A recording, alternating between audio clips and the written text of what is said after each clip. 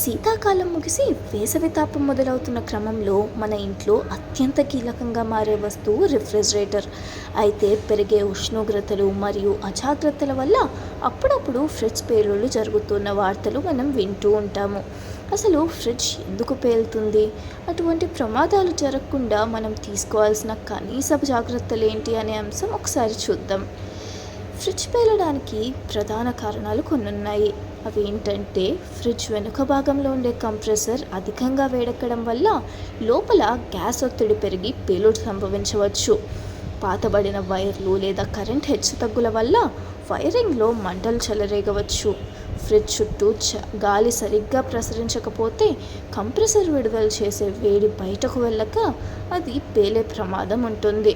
స్థానికంగా దొరికే తక్కువ ధర గ్యాస్ వల్ల అది నింపడం వల్ల లేదా క్వాలిటీ లేని స్పేర్ పార్ట్స్ వాడటం ప్రమాదాలకు దారితీస్తుంది. ప్రమాదాలు జరగకుండా కొన్ని జాగ్రత్తలు తీసుకోవాలి. అవి ఏంటో చూద్దాం. ఫ్రిడ్జ్ను ఎప్పుడూ గోడకు ఆనించి పెట్టకూడదు. గోడకు ఫ్రిడ్జ్కు మధ్య కనీసం 6 నుండి 10 అంగుళాల దూరం ఉండాలి. దీనివల్ల వేడిగాలి సులభంగా బయటకు పోతుంది.